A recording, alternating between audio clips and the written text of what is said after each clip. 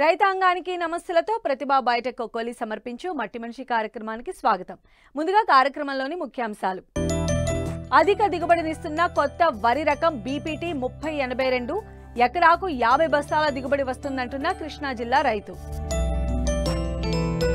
ప్రకృతి విధానంలో పలు పంటల సాగు, తక్కువ పెట్టుబడితో నాణ్యమైన దిగుబడి తీస్తున్న శ్రీకాకుళం జిల్లా రైతు. పాడి పశువులు, కోళ్లు, జీవాలకు మేతగా అజొల్లా సాగుతో తగ్గనున్న పశుగ్రాసం ఖర్చు. క్యాబేజ్, కాలీఫ్లవర్లో కొత్తిమీర, ముల్లంగి సాగు, అంతర పంటల సాగుతో అదనపు ఆదాయం పొందుతున్న రైతు. తెలుగు రాష్ట్రాల్లో అధిక విస్తీర్ణంలో సాగయ్యే ప్రధాన ఆహార పంట వరి. 5-6 ఏళ్లుగా శాస్త్రవేత్తలు అందుబాటులోకి తెచ్చిన నూతన వరి వంగడాలు విశేష ఆదరణ పొందుతున్నాయి. మినీ కిట్ దశలో ఉన్న కొన్ని వరి వంగడాలను రైతులు సాగు చేస్తున్నారు. ఈ కోవలోనే బీపీటీ 3082 రకాన్ని కృష్ణా జిల్లా రైతు సాగు చేస్తున్నారు. మరి ఆ రకం గుణగణాలు, రైతు అనుభవాలేంటో ఇప్పుడు చూద్దాం.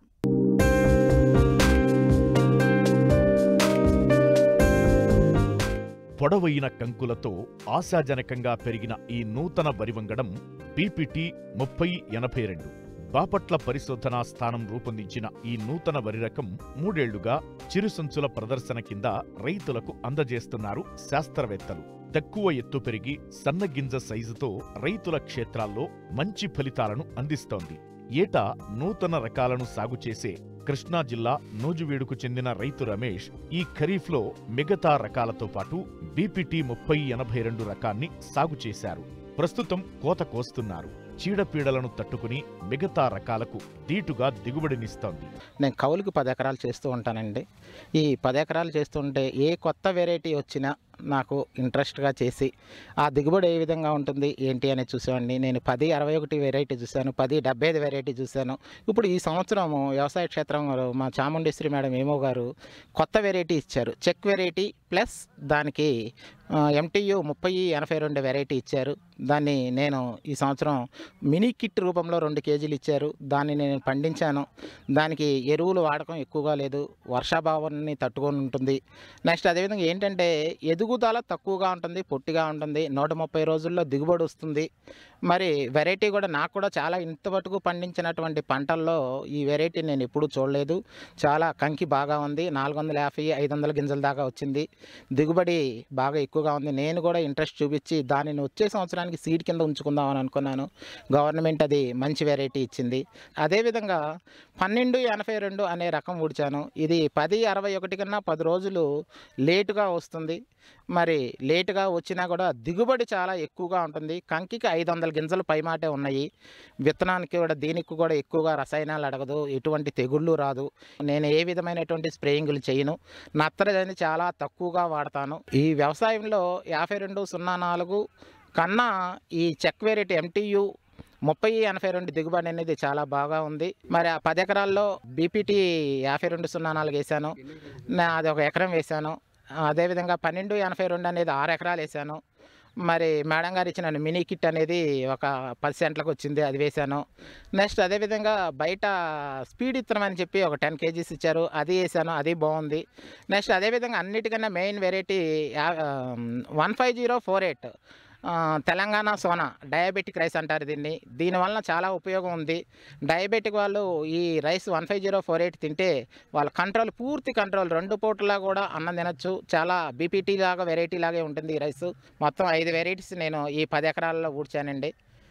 చాలా దిగుబడి చాలా బాగుంది ఈ సంవత్సరం. బాపట్ల వ్యవసాయ పరిశోధనా స్థానం శాస్త్రవేత్తలు రూపొందించిన బీపీటీ 3082 విడుదలకు ముందే రైతుల క్షేత్రాల్లో అధిక దిగుబడులను నమోదు చేస్తోంది.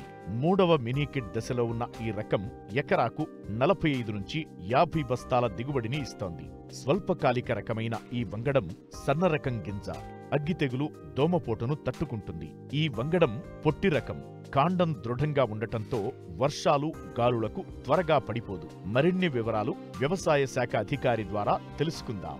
ఇప్పుడు మనకి రైతు సోదరులకి కొత్త కొత్త వంగడాలని ఇంట్రడ్యూస్ చేసే నేపథ్యంలో మరి మన శాస్త్రవేత్తలు మార్టేర్ నుంచి బీపీటీ 3082 రకాన్ని రిలీజ్ చేయడం జరిగింది. ఇది 3వ సంవత్సరం మినికిట్ ట్రయల్స్లో ఉంది.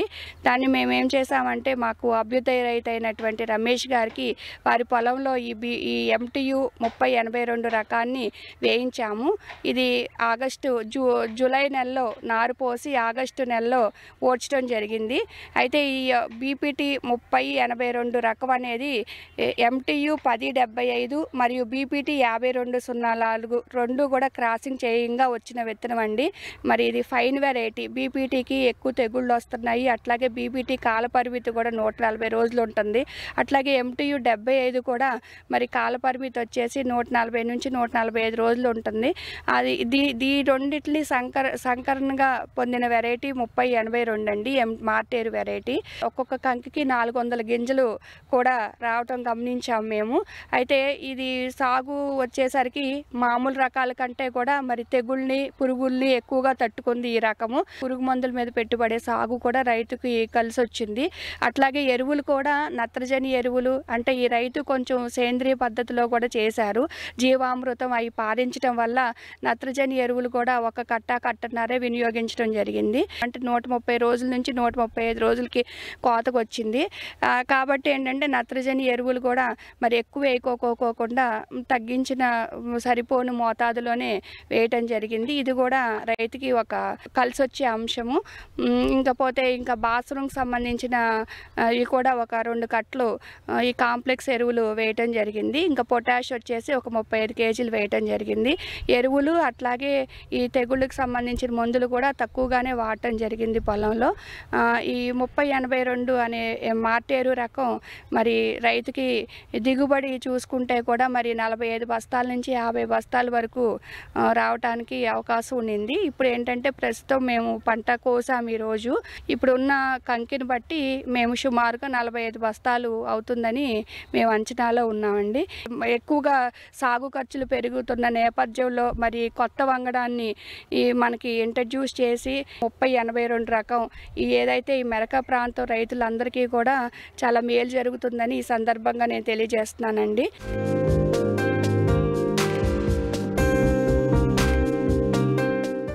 మనం తినే ఆహారమే మన ఆరోగ్యాన్ని కాపాడుతుంది. అందుకే పెద్దలనేవారు వంటిల్లే పెద్ద వైద్యశాల అని. అదే సూత్రాన్ని ఆచరిస్తున్నారు శ్రీకాకుళం జిల్లాకు చెందిన ఓ రైతు. ఆరోగ్యకరమైన ఆహారాన్ని పండించడమే కాకుండా వినియోగదారుడికి అందించే లక్ష్యంతో సాగు పదంలో దూసుకుపోతున్నారు. ప్రకృతి వ్యవసాయంతో వివిధ రకాల పంటలు, కూరగాయలు సాగు చేస్తూ లాభాలు ఆర్జిస్తున్నారు.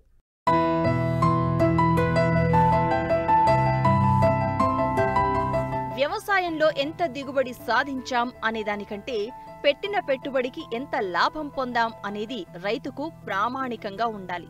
తక్కువ ఖర్చుతో నాణ్యమైన ఉత్పత్తిని అందిస్తున్న ప్రకృతి సాగు విధానాలు వ్యవసాయంలో ఒక మంచి పరిణామంగా నిలుస్తున్నాయి. ఆదాయాన్ని మరింత పెంచుకునే విధంగా పంటల సాగులో రైతులు అనుసరిస్తున్న విధానాలు సేద్యం పట్ల మరింత భరోసాను నింపుతున్నాయి. ఇలాంటి సాగు విధానాలతో నేటి రైతులకు ఆదర్శంగా నిలుస్తున్నారు శ్రీకాకుళం జిల్లా పాలకొండ మండలం పిఆర్ రాజుపేట గ్రామానికి చెందిన రైతు ఖండపు ప్రసాదరావు. తనకున్న 5 ఎకరాల వ్యవసాయ భూమిలో పలు రకాల పంటలను పండిస్తూ మంచి దిగుబడులను పొందుతున్నారు.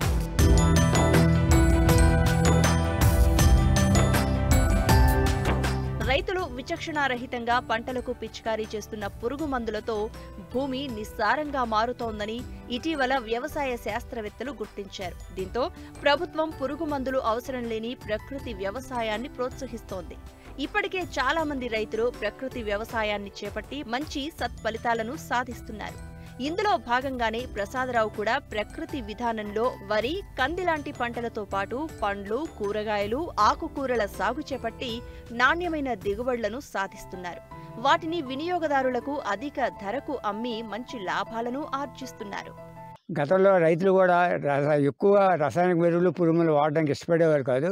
కానీ బలవంతంగా దిగుబడులు పెంచాలనే దృక్పథంతో అప్పుడే యూరియాని పురుగు మందులు కూడా వాడకం చేశారు. వాడడం వల్ల భూసారం తగ్గిపోయింది. భూసారం తగ్గిపోవడం వల్ల పంటల దిగుబడులు కూడా గణనీయంగా తగ్గాయి. మరి ఈనాడు భూసారాన్ని పెంచి మళ్ళా ఆరోగ్యకరమైన పంట పండించాలని ఈ 2 హర్టికల్చర్ తాలూకా కాన్సెప్ట్.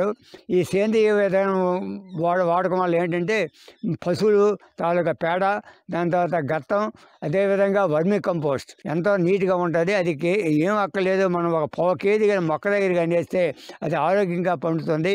రెండోది ఏంటంటే ఈనాడు మనం ఈ పురుగు మందులు వాడకుండా ఈ సమగ్ర సస్యరక్షణ చేయాలని వచ్చాయి. సమగ్ర వ్యవసాయం చేపట్టాలంటే ఇప్పుడు మనం భూమిని సారవంతం చేయాలి. సారవంతం చేయాలంటే ముఖ్యంగా మనం పచ్చిరొట్ట ఎరువులు అందు వేయాలి. ప్రభుత్వం మన సబ్సిడీ మీద పచ్చిరొట్ల ఎరువులు జీలుగా, దాని తర్వాత పిల్లి పెసర, ఈ 3 రకాల విత్తనాలు కూడా మనకి సబ్సిడీ మీద సరఫరా చేసి అవి 40 రోజులు పెరిగిన తర్వాత పూర్దశ కలి దున్నుకుంటే అందులోన ఈ సేంద్రియ ఎరువు తయారయ్యి భూమి సారవంతంగా అవ్వడం వల్ల ఈ ఎరువుల వ్యాధి కూడా, రసాయనిక ఎరువులు, రసాయన పురుగుల వేడ కూడా తగ్గిపోతుంది. ఈ పీకపూరు నిర్మూలించాలంటే ఫెరమోన్ ట్రాప్స్, దాన్నే లింగాకర్ష బుట్టలు అంటారు. ఈ లింగాకర్ష బుట్టలు ఎకరాకి 5 కానీ పెట్టి దాంట్లోన ఒక లూయిర్ ఉంటుంది. ఆ లూయిర్ ఆడవాసన వేసే లూయిర్ ఉంటుంది. ఆ లూయిర్ వల్ల ఏంటంటే ఈ మగ పురుగులలో ఆ వాసనకి ఆకర్షించబడిపోయి అందులో పడిపోతాయి. అందులో పడిపోవడం వల్ల ఏంటవుతుందంటే మరి సంతానం తగ్గిపోయి దీనివల్ల కూడా నివారణ అవుతుంది. రెండోది ఇంకొక విషయం ఏంటంటే మనం పొలాల్లో టీ ఆకారం గల కొయ్యలు పాతాల పక్షి స్థావరాలు ఏర్పాటు చేయాలి. ఆ పక్షి స్థావరాలు ఏర్పాటు చేయడం వల్ల ఏంటంటే అందులో పక్షులు వాలి ఆ పురుగులు తినేసి ఇటువంటి దోమని ఇటువంటి వల్ల తినడం వల్ల కూడా కొంత నిర్మూలన అవుతుంది. మూడోది ఏంటంటే రాత్రిపూట మనం ఈ పొలాల గట్ల మీద మంటలు వేయాలి.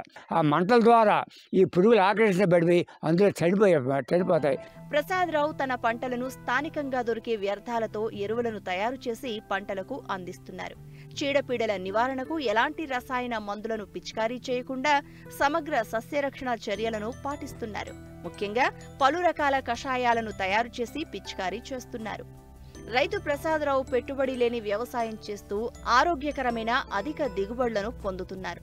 ఇవి తిని తాను ఆరోగ్యంగా ఉండడమే కాకుండా వినియోగదారులను సైతం ఆరోగ్యంగా ఉంచేందుకు కృషి చేస్తున్నారు. ఇటీవల మరి ఈనాడు జీరో బడ్జెట్ అనే ఒక వ్యవసాయం కూడా మా ప్రవేశపెట్టారు. ఈ జీరో బడ్జెట్ అంటే పెట్టుబడి లేని వ్యవసాయము. ఈ పెట్టుబడి లేని వ్యవసాయం ఏంటంటే రసాయనిక ఎరువులు, రసాయన పురుగు మందులు వాడకుండా మనం తయారు చేయడం. అందులో భాగంగా నియమాస్త్రము, బ్రహ్మాస్త్రము, దాని తర్వాత వెల్లుల్లి కషాయము, పొగాకు కషాయము, మిరపల కషాయము, దాని తర్వాత పులిసిన మజ్జిగ. ఈ పులిసిన మజ్జిగ కూడా మనం మొక్కల మీద కానీ స్ప్రే చేసామంటే అది కూడా ఒక మందులా తయారైపోయే తావు. వీలైనంత వరకు మనం లేత దశలోనే మన వేప నూనె చాలా ముఖ్యం. ఈ వేప నూనె కానీ మనం ఏ పొలాల్లో కానీ కాయగూరల మీద కానీ వరి పంట మీద కానీ ప్రథమ దశలో కానీ ఆ గుడ్డు దశలో కానీ మనం చేస్తుంటే అది నిర్మూలించేస్తుంది. చాలామంది కాయగూరలకి పొలాల్లోనే చోట్లు లేవంటారు. మన పొలాలు గట్లు ఉన్నాయి. మన పొలాల గట్ల మీద కూడా మనం ఒక సేంద్రియ వేసుకొని అక్కడ ఒక బీర మొక్కలు, వంగ మొక్కలు, టమాటా మొక్కలు, బెండ మొక్కలు కానీ వేసుకుంటే మనకు 2 విధాల ఆదాయం వస్తుంది. అదేవిధంగా పొలాల గట్ల మీద కందిసేని ఇటువంటి విధానంగా మనం చేసుకొని ఈ అధిక పెట్టుబడి తగ్గించుకొని అధిక ఆదాయం తెచ్చుకునే విధంగా మనం చేసుకుంటే ఈనాడు పెట్టుబడులు కూడా తగ్గుతాయి. ఆరోగ్యకరమైన పంట కూడా పండించుకోగలుగుతాం.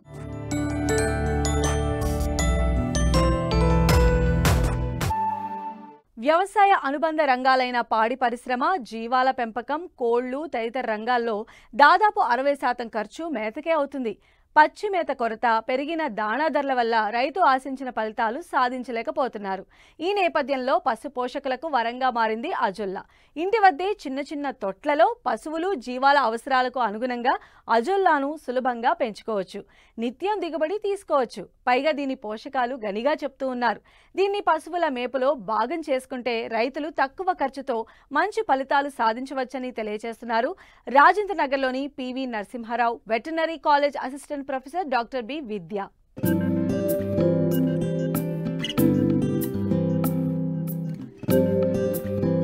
వ్యవసాయ అనుబంధ రంగాలు వాణిజ్య రూపును సంతరించుకుంటున్నాయి.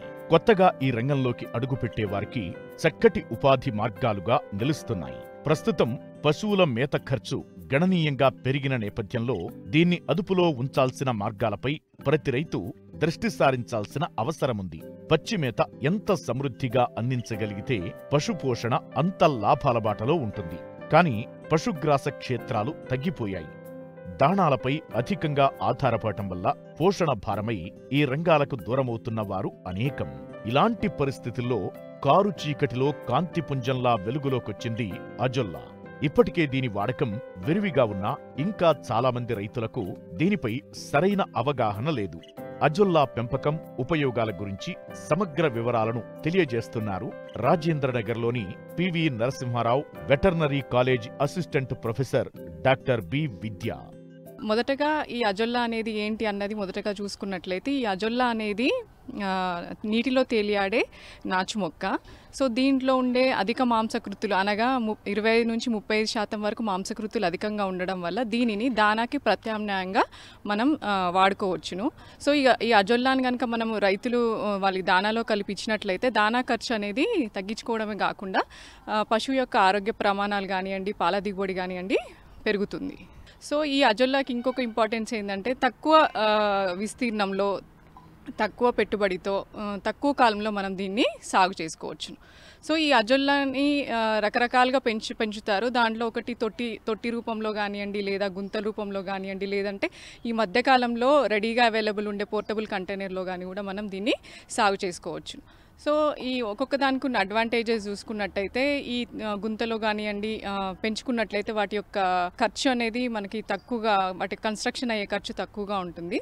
అదే పోర్టబుల్ కంటైనర్లో మనం అజొల్లాని సాగు చేసుకున్నట్లయితే మనము దాని యొక్క రెడీగా మనము ఈజీగా దాన్ని ఇన్స్టాల్ చేసుకోవచ్చు. అట్లే కాకుండా దాన్ని ఒక ప్రాంతం నుంచి కూడా మనం ఇంకో ప్రాంతానికి మార్చుకోవచ్చును. అది దానికి ఉన్న అడ్వాంటేజ్.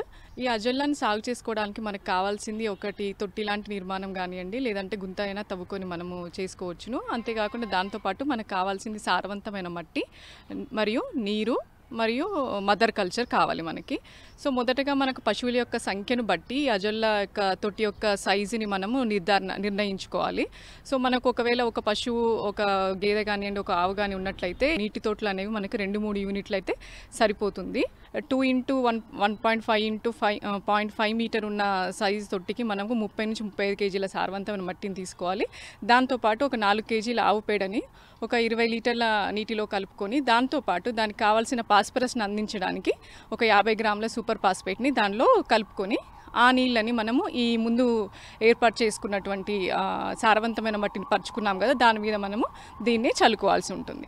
ఇలా చల్లుకున్న తర్వాత దానిని ఈ సారవంతమైన మట్టి ఎప్పుడైనా కూడా 10 సెంటీమీటర్ల లోతు ఉండేటట్టుగా మనము చూసుకోవాలి.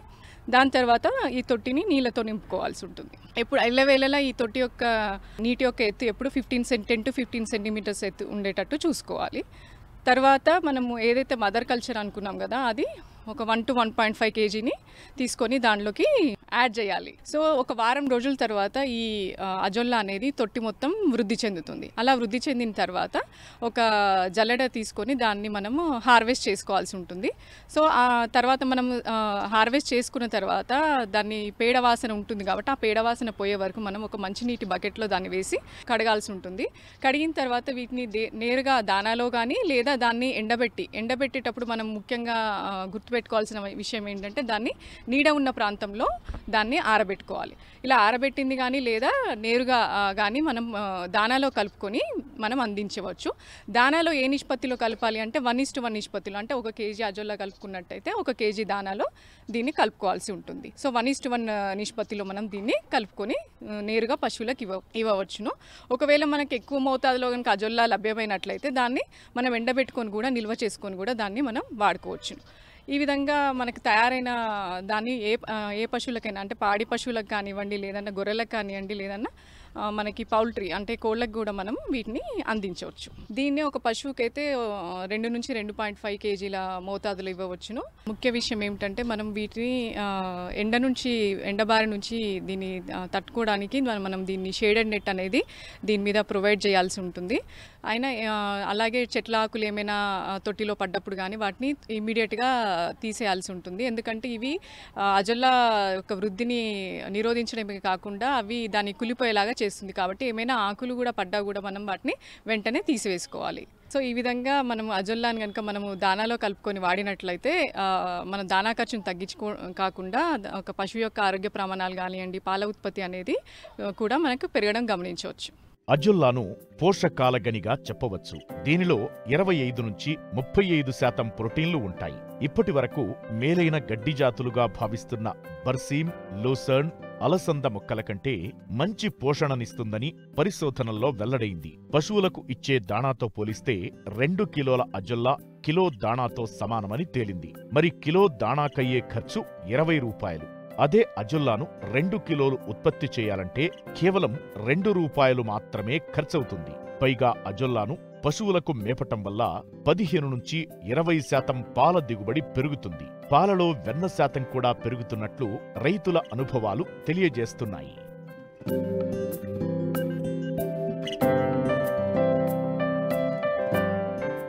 మామిడి, జీడి తోటలకు పేరుగాంచిన పార్వతీపురం మన్యం జిల్లా ఇప్పుడు తీరొక్క పంటలకు కేరాఫ్గా నిలుస్తోంది. ఇన్నాళ్లు పండ్ల తోటల సాగుకే మొగ్గు చూపిన ఇక్కడి రైతాంగం ఇటీవలి కాలంలో కూరగాయల సాగు వైపు మళ్లారు. తక్కువ సమయంలో పంట చేతికొచ్చి మార్కెట్లో డిమాండ్ ఉన్న కూరగాయలను పండిస్తూ మంచి ఆదాయం పొందుతున్నారు.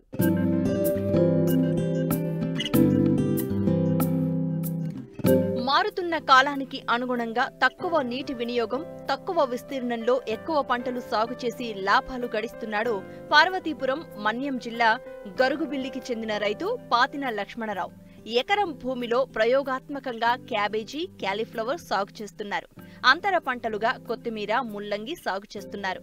ఇలా చేయడం వల్ల ఒక పంటకు వచ్చిన తెగుళ్లు మరో పంటకు రాదని రైతు చెప్తున్నారు. అతి తక్కువ సమయంలో వచ్చే కొత్తిమీరపై వచ్చే ఆదాయం ప్రధాన పంట అయిన క్యాబేజీ, క్యాలీఫ్లవర్ పంటలకు పెట్టుబడి అవుతుంది. ప్రధాన పంటల నుండి వచ్చే ఆదాయం మొత్తం లాభమే అంటున్నారు. క్యాబేజీ పంట పండిస్తాం సార్. ఎకరానికి ఒక 60-70 వేల వరకు లాభసాటిగా ఉంటుంది సార్, ఖర్చులు పోగా. అయితే ఈ క్యాబేజీలో అంతర్గత పంటగా సుత్తి, కొత్తిమీర లాంటి పంటలు వేసుకుంటాం సార్. 45 రోజులకి పంట వస్తుంది సార్. ఒక ఎకరానికి 45 వేల వరకు వస్తుంది సార్. ఈ క్యాబేజీ మదుపుల నిమిత్తం సేంద్రియ ఎరువులు అవ్వచ్చు, లేకపోతే నిరేంద్రియ ఎరువులు అవ్వచ్చు, పురుగు మందులకి ఇలాంటి వీటికి ఆకుకూరల తాలూకా డబ్బులేమో వాటికి ఉపయోగిస్తాం సార్. ఈ క్యాబేజీ డబ్బులేమో నికరంగా ఖర్చులకు మాకు ఉంటాయి సార్. పంట చేతికి వచ్చేసరికి క్యాబేజీ 25 రోజుల నుండి 29 రోజుల వరకు నారు పెరుగుదల వస్తుంది సార్. దాన్ని పట్లు ప్రధాన మరి తయారు చేసాక ఆ ప్రధాన మరిలో ఈ సుత్తి లేదంటే కొత్తిమీర ఇలాంటివి ఆకుకూరలు వ్యవసాయం చేస్తూ అందులో పెరిగిన నారునేమో అందులో నాటుతాం సార్. నాటాక 25 రోజులు ప్లస్ ఇది అందేసరికి 90 రోజులు, మొత్తం 115 రోజులు, 120 రోజులు అయితే క్యాబేజీ పంట చేతికి వస్తుంది సార్. 3 నెలల వరకే పండుతుంది సార్ ఇక్కడ గరుగుబిల్లి ప్రాంతంలో. మళ్ళీ 3 నెలల నుండి పండించాలంటే ఈ షేర్ నెట్ లాంటిది మాకు కల్పిస్తే ప్రభుత్వం ద్వారాగా బాగుంటుందని కోరుకుంటున్నాం సార్. ఈ ప్రాంతంలో శీతాకాలంలో మాత్రమే ఈ కూరగాయల సాగు జరుగుతుందని రైతులు చెప్తున్నారు. వేసవిలో అధిక ఉష్ణోగ్రతల వలన సాగు కష్టమని, ప్రభుత్వం తమకి సౌకర్యాలు కల్పిస్తే వేసవిలో కూడా సాగు చేసేందుకు అవకాశం ఉంటుందని చెప్తున్నారు.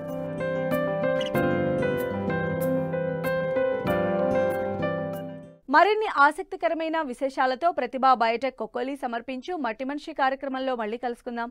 అంతవరకు సెలవు, నమస్తే.